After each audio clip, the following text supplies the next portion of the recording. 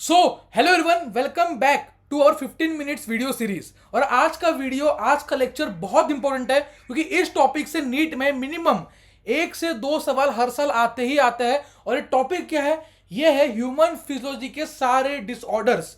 तो नेक्स्ट 10 से 12 मिनट मुझे दे दो, आपके सारे डिसऑर्डर मैं आपको याद करवा दूंगा।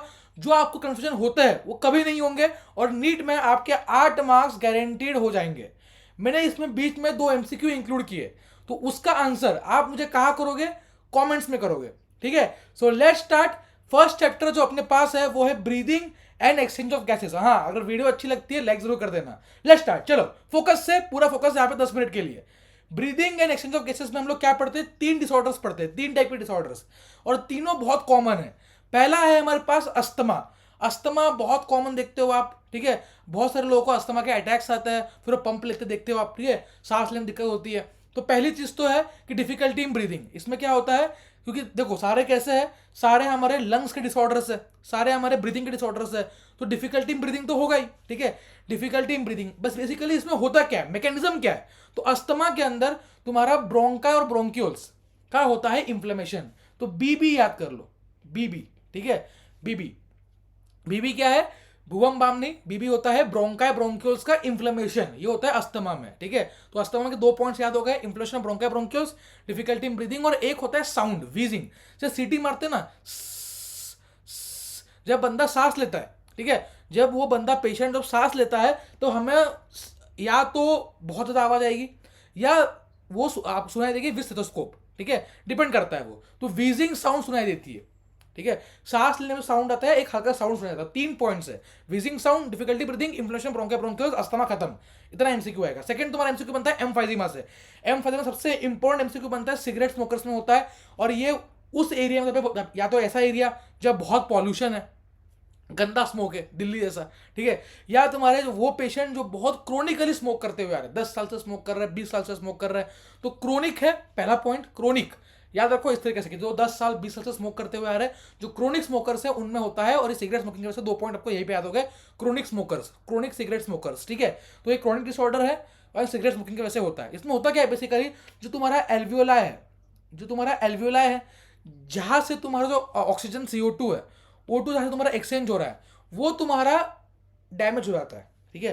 जो तुम्हारा एल्वियोलाई है, ठीक है, जहां से तुम्हारा O2 और CO2 एक्सचेंज होना है ब्लड में, उसकी जो वॉल है, ठीक है, ये पूरी वॉल डैमेज हो जाती है और इसके वजह से सरफेस एरिया घट जाता है। तो there is surface area reduction या डिक्रीज इन सरफेस एरिया, बहुत इंपॉर्टेंट। तो जैसे कि तुम्हें एम्फाइजीमा बोले तो होता क्या है बेसिकली, जो एल्वियोला है उसके वॉल डैमेज होता है, सरफेस एरिया, क्योंकि एल्वियोला घट गया, वो एल्वियोला डैमेज हो गया, उसका वॉल डैमेज हो गया, काम का नहीं एल्वियोला, तो नंबर ऑफ एल्वियोला जो इफेक्टिव है वो कम रहेगा, सरफेस एरिया घट गया, सरफेस एरिया घट गया तो प्रॉपर ऑक्सीजन पहुंच नहीं पाएगा, डिफिकल्टी इन ब्रीदिंग होगी। और ये होता कब है? क्रोनिक सिगरेट स्मोकिंग की वजह से होता है। थर्ड आता है ऑक्यूपेशनल डिसऑर्डर्स। ऑक्यूपेशन में डिपेंड करते हैं वो, ऑक्यूपेशन पे। कोई अगर सिलिकॉन फैक्ट्री में काम कर रहा है, कोई अगर स्टोन फैक्ट्री में काम, जहाँ पे पत्थर तोड़ते हैं, ठीक है, अब पत्थर टूटेगा तो बहुत सारा डस्ट निकलेगा, ठीक है, बहुत धुआं निकलेगा, स्मोक निकलेगा, तो उस वजह से उनको दिक्कत होती है। तो इंडस्ट्रीज में, ठीक है, फाइब्रोसिस, लंग्स का फाइब्रोसिस हो जाता है, लंग डैमेज हो जाते हैं, या सिलिकोसिस होता है, सिलिकोसिस में सिलिकॉन, ठीक है। इतना याद कर लो, दैट्स इट। चलो आगे बढ़ेंगे।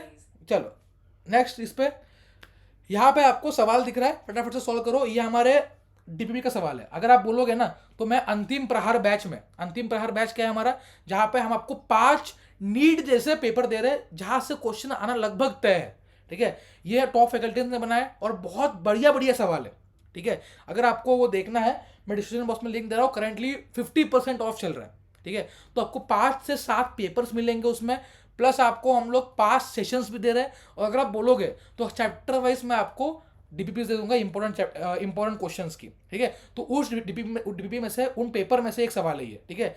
ये हमारे पेपर में से सवाल है जो नीट में आ चुका है और आएगा भी, ठीक है। फटाफट से आंसर करो।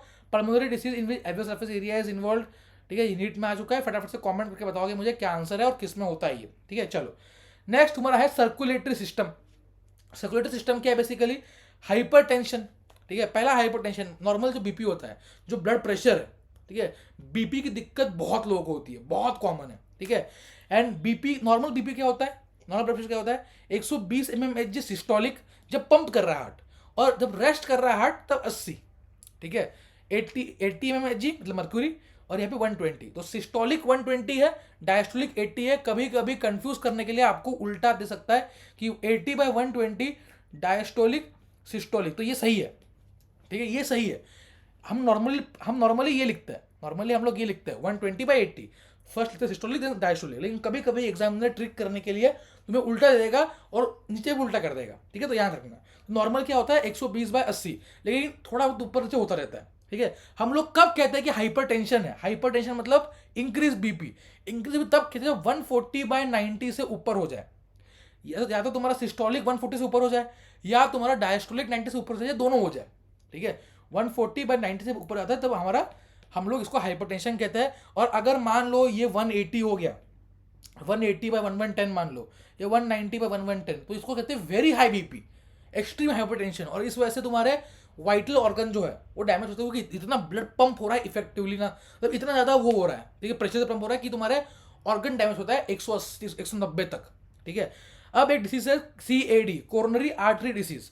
कोरोनरी आर्टरी डिसीज क्या होता है, कोरोनरी आर्टरीज क्या होती है, जो तुम्हारा दिल है कि मानता नहीं, जो तुम्हारा दिल है, हार्ट है, ठीक है, उस दिल पे तुम्हारी कुछ, उस दिल को जरूरत होती है, ठीक है, दिल पंप तो कर रहा है ब्लड, ठीक है, दिल ब्लड तो पंप कर, लेकिन उसको भी जिंदा रहना ना, उसकी तो लाइफ है, उसकी तो जीवन है, ठीक है, तो उसको जिंदा रहना है, उसको भी सब न्यूट्रिएंट चाहिए, उसको ब्लड पहुंचना चाहिए। जो तुम्हारा दिल है ना, ठीक है, उसको कुछ आर्टरी सप्लाई करती है, इसका नाम होता है कोरोनरी आर्टरी।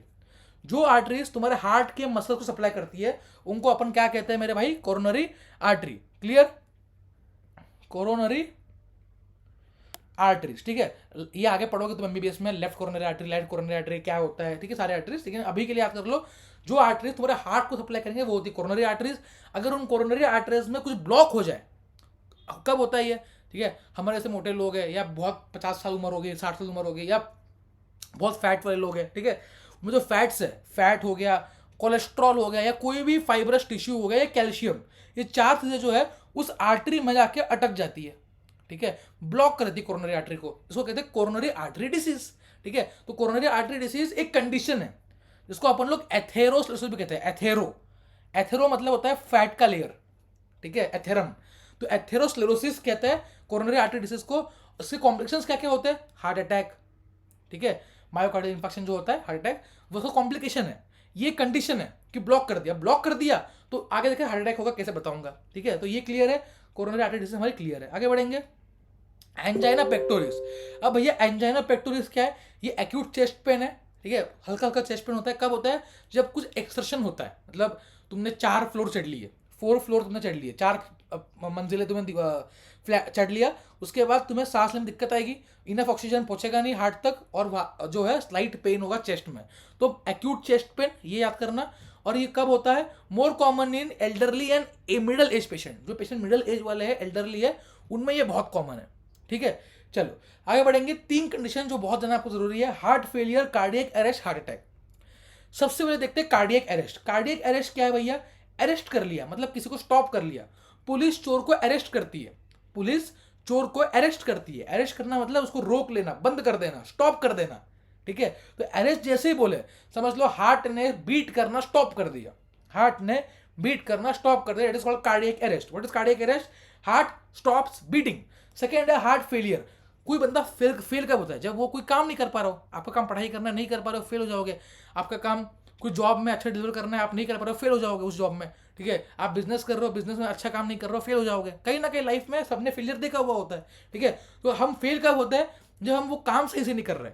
बेचारा हार्ट क्या काम करता है, ब्लड को पंप करना, अगर ब्लड को सही से पंप नहीं कर पाया हार्ट, तो heart failure, clear, heart failure. तो हार्ट फेलियर मतलब हार्ट अपना काम नहीं कर पा रहा, मतलब पंपिंग काम नहीं कर पा रहा, नॉट पंपिंग ब्लड, इफेक्ट याद हो गया। हार्ट अटैक, हार्ट को ही डैमेज कर दिया, हार्ट पे ही अटैक कर दिया, मतलब जो हार्ट के खुद के मसल्स थे वो डैमेज हो गए क्योंकि उनका इनफ ऑक्सीजन पहुंचा नहीं।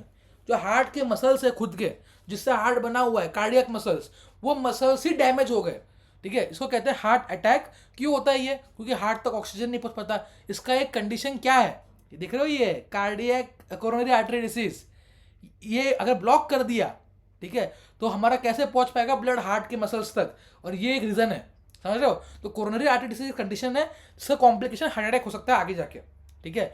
अब हार्ट अटैक को हम लोग मायोकार्डियल इन्फार्क्शन भी कहते हैं। इन्फार्क्ट क्या होता है, कि हार्ट का एक एरिया डैमेज हो गया, मर गया, इन्फार्क्ट हो गया, ठीक है, तो हार्ट का कोई भी एक एरिया, या हार्ट है मान लो यहाँ पे ऑक्सीजन नहीं पहुंचा तो डैमेज हो गया, ये हार्ट अटैक हो गया, ठीक है। क्लियर, आगे बढ़ेंगे। यहाँ पे क्वेश्चन होगा आप सबके लिए, फटाफट से इसका आंसर करना, ठीक है। ये भी हमारे उसी बैच का क्वेश्चन है, ठीक है, जिसका मैं डिस्क्रिप्शन बॉक्स में लिंक अटैच कर दूंगा, कोड क्या करना बताऊंगा लास्ट में, ठीक है। चलो ये फटाफट से सॉल्व करो और कमेंट कर देना आंसर, आगे बढ़ेंगे। नेक्स्ट सवाल, एक्सक्रीटरी सिस्टम, एक्सक्रीटरी सिस्टम, ठीक है। एक्सक्रीटरी सिस्टम में क्या है, पहला कंडीशन यूरेमिया क्या होता है, यूरिया इन ब्लड, जब ब्लड में यूरिया बढ़ जाता है उसको कहते हैं यूरेमिया। कैसे निकालते हैं यूरिया को ब्लड से, किडनी काम नहीं, नॉर्मल काम किसका ही है, ब्लड को निकालना नॉर्मल काम किसका है, ये काम है तुम्हारे भाई किडनी का, लेकिन किडनी फंक्शन नहीं कर पा रही है, तुम करते हो हीमोडायलिसिस।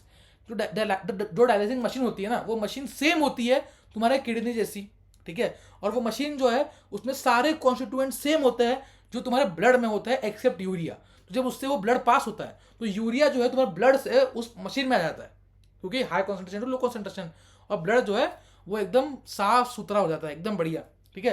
तो uremia, urea in blood, kidney काम नहीं कर रही सही से, हम लोग क्या करें, डायलिसिस करते, लेकिन डायलिसिस कब तक करोगे पेशेंट का, हफ्ते में एक बार करना पड़ेगा, 3 दिन में एक बार, 1 महीना कर लोगे, 1 साल कर लोगे, 2 साल, इतना लंबा प्रोसीजर है, इतना स्वीट कुछ आएंगे यहाँ वहाँ, ठीक है। तो हम लोग क्या करते हैं, अल्टीमेट सोल्यूशन क्या है, अल्टीमेटली जो पेशेंट का किडनी खराब हो गया उसको ठीक करने के लिए रीनल ट्रांसप्लांटेशन, किसी और का किडनी लो अंदर फिट करो, रीनल ट्रांसप्लांटेशन।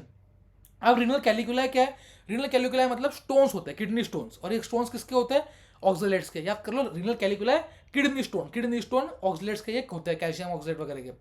ग्लोमेरुलर नेफ्राइटिस क्या है, ग्लोमेरुलर नेफ्राइटिस तुम्हारा इन्फ्लेमेशन ऑफ ग्लोमेरुलर है, ठीक है, नाम में ही है, जब भी नाम में तुम्हारा आइटिस दिखे, ITIS, समझ लो कि वो तुम्हारा इन्फ्लेमेशन है, तो ग्लोमेरुलर नेफ्राइटिस मतलब ग्लोमेरुलस का इन्फ्लेमेशन। अब आते हैं लोकोमोशन पे, नंबर 1 डिसऑर्डर तुम्हारा लोकोमोशन में यहाँ पे दे रखा है वो है माइस्थेनिया ग्रेविस। माइस्थेनिया ग्रेविस की खास बात क्या है, ये ऑटो इम्यून है, मतलब बॉडी खुद के सेल को अटैच कर रही है, ठीक है, मेरी बॉडी मुझे ही डैमेज कर रही है, ठीक है, मेरी बॉडी मुझे ही डैमेज कर रही है, मोए मोए हो जा रहा है, ठीक है, क्या हो जा रहा है, मोए मोए हो जा रहा है। तो माइस्थेनिया ग्रेविस क्या है, एक ऑटो इम्यून डिसऑर्डर है, ठीक है। इसको कैसे याद करें, किसको अटैक करता है, तो M, ठीक है, तो मसल और न्यूरॉन के जंक्शन को अटैक कर रहा है, ठीक है, न्यूरोमस्कुलर जंक्शन, जो तुम्हारा मसल है, ठीक है, और वहां पे तुम्हारा जो न्यूरॉन आ रहा है, न्यूरॉन इसमें जंक्शन होता है, मसल और न्यूरॉन के जो जंक्शन है उसको कहते हैं न्यूरोमस्कुलर जंक्शन, तो वो इसमें होता है इफेक्ट, इस वजह से मसल प्रॉपरली काम नहीं कर पाते, ठीक है, मसल या तो थक जाते हैं, फटीग, या कमजोर हो जाते हैं, या उनका होता है पैरालिसिस, काम ही नहीं कर पाते। तो माइस्थेनिया ग्रेविस ऑटोइम्यून डिसऑर्डर है, न्यूरोमस्कुलर जंक्शन को अटैक करता है, इफेक्ट करता है, फटीग, पैरालिसिस वगैरह इसमें होता है, ठीक है। नेक्स्ट है डिस्ट्रोफी, मस्कुलर डिस्ट्रोफी मतलब मसल का डिजेनरेशन, दैट्स इट। डिस्ट्रोफी मतलब डिस्ट्रॉय करना मतलब डिजेनरेट करना, तो प्रोग्रेसिव डिजेनरेशन ऑफ मसल, और ये एक जेनेटिक प्रॉब्लम है, मतलब हो सकता है आपके पापा को हो, मम्मी को हो, आपके दादाजी को हो, दादी को हो, नानी को हो, नाना को हो, मतलब कहीं ना कहीं फैमिली से आ रही है जेनेटिकली, ठीक है। तो माइस्थेनिया ग्रेविस ऑटोइम्यून है, मस्कुलर डिस्ट्रोफी तुम्हारा जेनेटिक है। आगे बढ़ेंगे, टेटनी क्या है, रैपिड स्पैज्म होता है मसल के, मसल रैपिडली स्पैज्म करता है, ठीक है। कब होता है ये, लो कैल्शियम लेवल, यही MCQ नीट में रखा है कि टेटनी कब होता है, जब कैल्शियम लेवल तुम्हारा लो।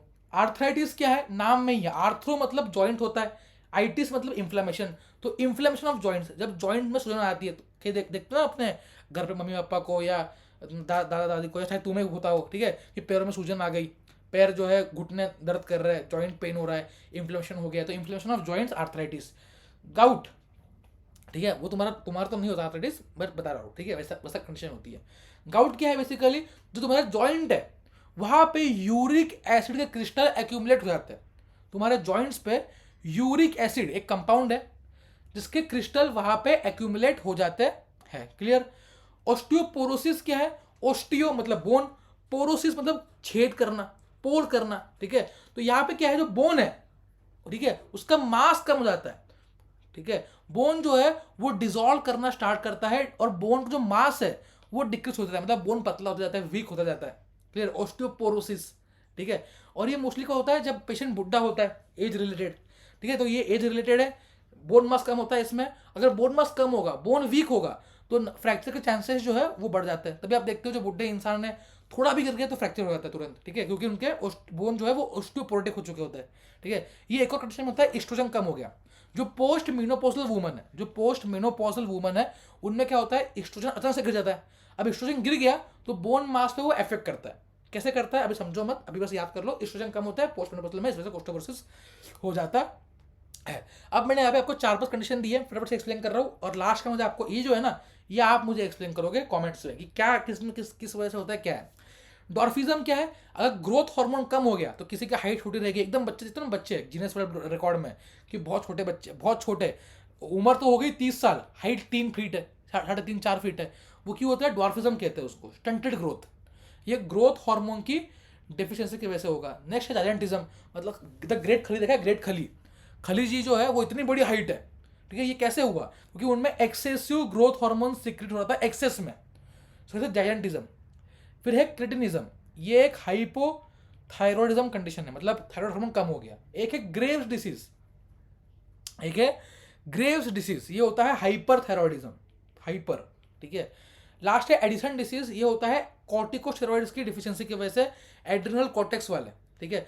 मुझे बताओ इसके 3-4 सिम्टम बताओ कमेंट्स में कि क्या सिम्टम्स है, एड्रिनल कॉर्टेक्स में कौन कौन से हार्मोन की वजह से होता है, ठीक है। और कशिंग सिंड्रोम क्या है? कशिंग एंजाइटी में नहीं है, स्टिल मुझे एक बार कमेंट बताना कि किसकी वजह से होता है, किस हार्मोन की वजह से, ठीक है। That's it, we are done and dusted. Hope करता हूँ कि वीडियो बहुत पसंद आई होगी। दोनों क्वेश्चन का सबको करना है। एंड हाँ, अगर आपको अंतिम प्रहार बैच ज्वाइन करनी है, ग्रैंड गेस्ट पेपर्स है इसमें, पांच आपके ग्रैंड सेशंस भी होंगे, सारे नीट के इंपॉर्टेंट सवाल इसके अंदर हमने इंक्लूड कर दिया है, न्यू पैटर्न के अकॉर्डिंग है, न्यू सिलेबस के अकॉर्डिंग है, कंप्लीट क्वेश्चन मिल रहे होंगे, कंप्लीट आपको आंसर की मिल रही होगी, सब कुछ। और आपको ये पेपर 5 दिन में खत्म, 5 पेपर से आपको पूरा नीट तक इसको अच्छे से खत्म करना है, आपके स्कोर को बूस्ट करने के लिए। और अभी हम लोग कुछ 100 स्टूडेंट्स के लिए एक्स्ट्रा 500 रुपीज को ऑफ दे रहे हैं। You can use the code Antim 500 ANTIM 500, description box में लिंक अटैच कर रहा हूँ, you can definitely check it out. All the best, bye bye, see ya. ऐसे ही और वीडियो हम लाते रहेंगे, तब तक के लिए टाटा बाय बाय।